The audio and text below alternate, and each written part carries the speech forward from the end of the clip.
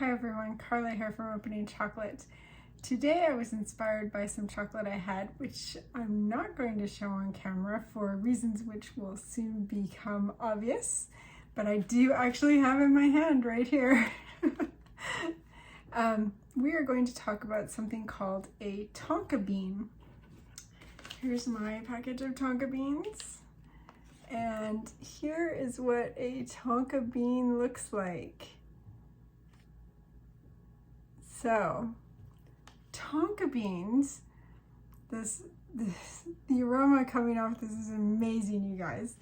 So, Tonka Beans are from a plant called Dipteryx odorata, which is in the Fabaceae family, so the bean, the legume family. In Brazil, it's called cumaru or Brazilian teak or sometimes vanilla wood, so you may have heard it called cumaru before. It's native to northern South America, and the cumaru name comes from the language of the Carib people down in that area. It was first published in 1794, been used in perfume since the 1880s. So it's a tall rainforest tree. It has these gorgeous buttress roots on them. It can live to be over 1,000 years old, which is really old for a rainforest tree. The cumaru fruit is a drupe. It kind of looks like a mango, but not really. So one fruit, one seed. Yeah, very aromatic flowers. It's a drupe. First picked in June or July. Fallen fruits are picked around January to March. Then they're dried for a year. The hard outer shell is removed, and the beans are on the inside, and then they're spread out to dry for longer. And that's when you get this amazing thing happening, where you get crystals of a substance forming on the outside of the bean. Now, here's why these beans are amazing, because amongst other flavor, aroma, compounds in there, the key ingredient is coumarin. Each seed has about 1 to 3% coumarin. If you get a really strong one, it's up to 10% coumarin. But this has been used, it was one of the first molecules isolated by synthetic chemists, and it's been used in perfumes and later on in food for a long time. But you may be in the United States thinking to yourself, why have I not ever heard of a Tonka bean before? Well, the reason that you haven't heard of a Tonka bean in the United States is because they have actually been illegal since 1954. Not illegal in Canada. In Canada, using coumarin as an additive is illegal, but if your coumarin is in a spice, it's not illegal. In France, the French people love Tonka bean. They have a term which I'm going to woefully mispronounce, fièvre tonka, which is a play on the word for bean in French, tonka fever.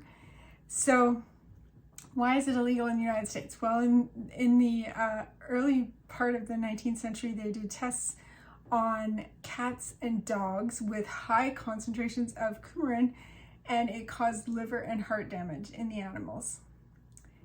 So they promptly banned it as a food additive. But here's the thing. Other foods have coumarin. Cinnamon, lavender, licorice, strawberries, a whole host of other plant products have coumarin in them. Cut grass, fresh dried hay, clover, all of these things, some of which we eat, some of which we don't, have coumarin in them. It's also used as a medicine. Warfarin, I think that's how you pronounce it, has 4-hydroxycoumarin in it, which is a derivative of coumarin, which was initially isolated from the Tonka bean.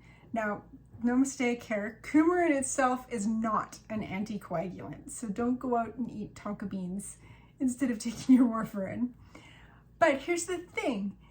To get to the concentrations that cause the liver and heart damage in the dogs and cats, you'd have to eat 30 of these beans, or approximately 2,400 Tonka desserts to reach the toxic level that those cats and dogs were given.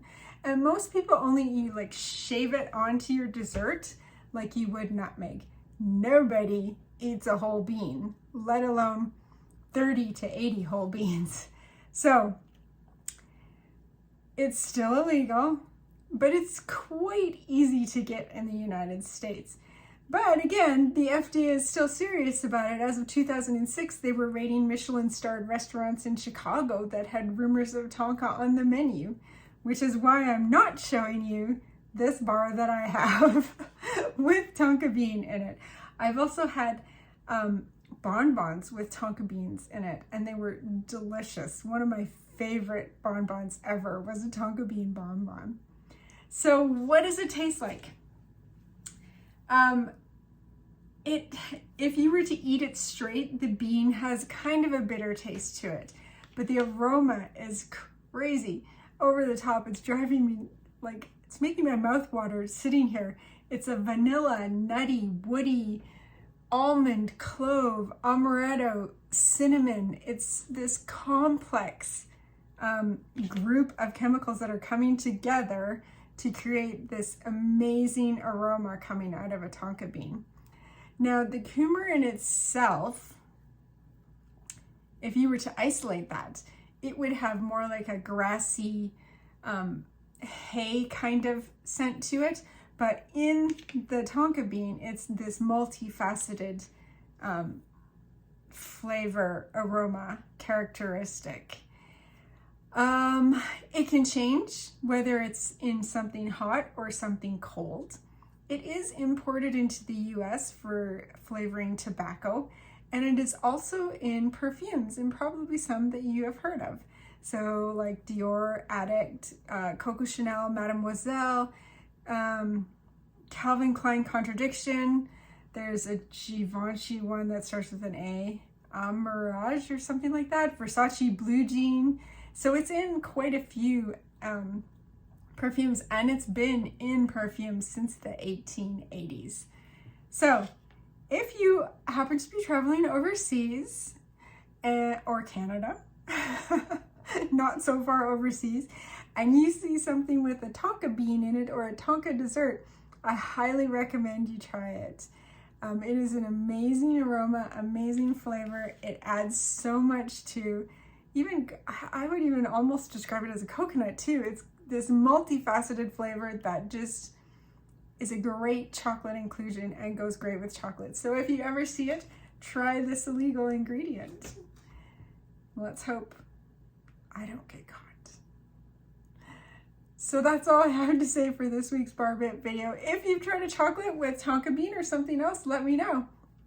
And we can talk about how delicious Tonka is. Otherwise, I will see you next week. Thanks for watching.